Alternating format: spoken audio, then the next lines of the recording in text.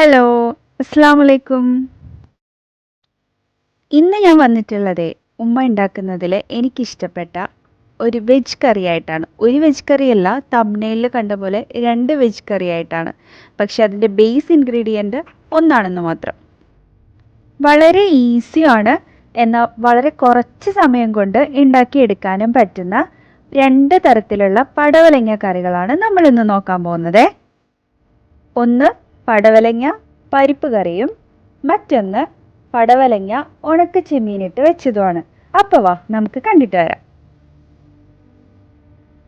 അപ്പോൾ ദേ നമ്മുടെ പടവലങ്ങനെ രണ്ട് ഭാഗമായിട്ട് മുറിച്ച് വെച്ചിട്ടുണ്ട്.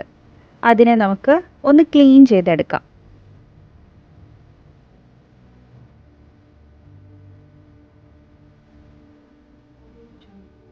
ഇനി ഇതിനെ രണ്ടായി മുറിച്ച് ഉള്ളിലുള്ള കുരുവും ഐറ്റംസും എല്ലാം എടുത്തു കളയാം.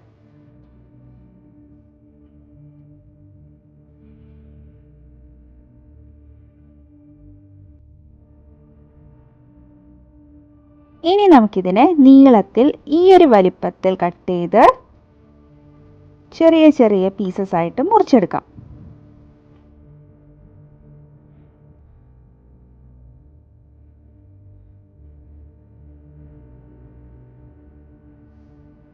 ദേ ഇങ്ങനെ ഈ ഒരു വലിപ്പത്തിലാണ്.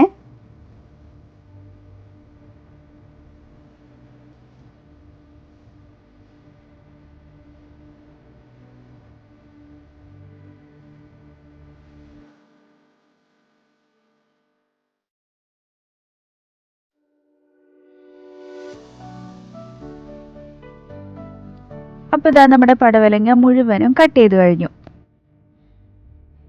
അപ്പോൾ ഇതിൻ്റെ പകുതി പോർഷൻ നമ്മൾ പരിപ്പ് ചേർത്തിട്ടും ബാക്കി പകുതി പോർഷൻ ഉണക്ക ചെമ്മീൻ ചേർത്തിട്ടുമാണ് ഉണ്ടാക്കാൻ പോകുന്നത്. ആദ്യം നമ്മുടെ പടവലങ്ങ മുഴുവനായും നമുക്ക് കുക്കറിലിട്ടൊന്ന് വേവിച്ചെടുക്കാം.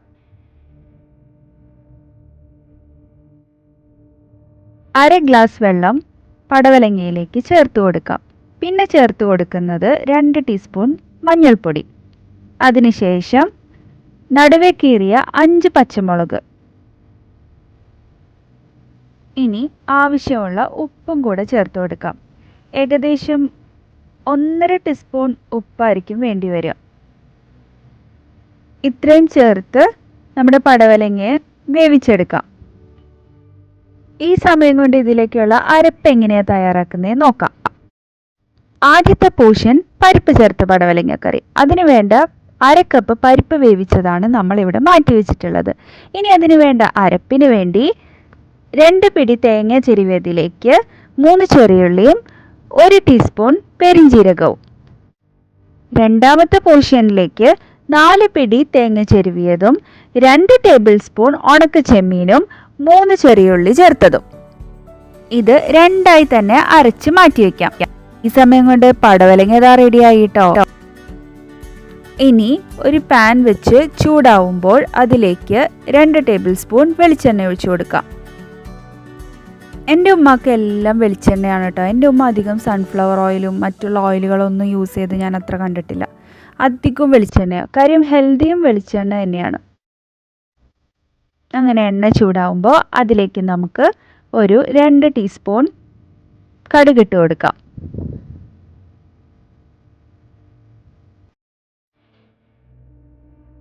കടുക് നന്നായി പൊട്ടിക്കഴിയുമ്പോൾ അതിലേക്ക് വേപ്പിലയും 4-5 വറ്റൽമുളക് പൊട്ടിച്ച് ചേർക്കാം. ഇത് നന്നായി ഇളക്കി യോജിപ്പിച്ച് ഇതിൻ്റെ പകുതി ഭാഗം നമുക്കൊന്ന് മാറ്റിവെക്കാം.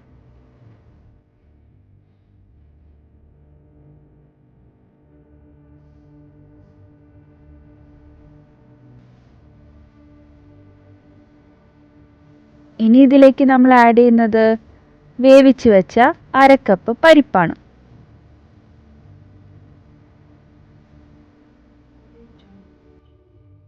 ഇതിനെ നന്നായി ഒന്ന് ഇളക്കി യോജിപ്പിച്ച ശേഷം ഇതിലേക്ക് പടവലങ്ങയുടെ പകുതി വേവിച്ചതും പെരിഞ്ജീരകം ഇട്ട് അരച്ച തേങ്ങയുടെ കൂട്ടും കൂടെ മിക്സ് ചെയ്ത് ഒഴിച്ചു കൊടുക്കാം.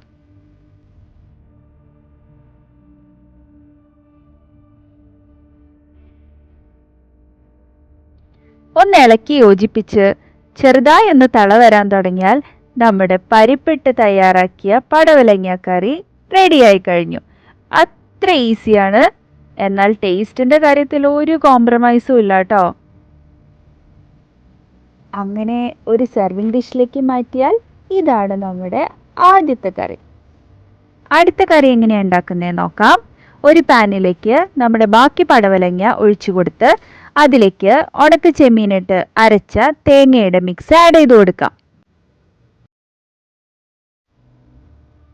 പടവലങ്ങ ചെറുതായിട്ടൊന്ന് ഉടച്ചു കൊടുക്കണം കേട്ടോ ഇടയ്ക്കിടയ്ക്ക്. അപ്പോഴാണ് കറി നന്നായി കുറുകി വരുന്നത്. ഇനി എല്ലാം കൂടെ നന്നായി ഒന്ന് ഇളക്കി യോജിപ്പിച്ചു.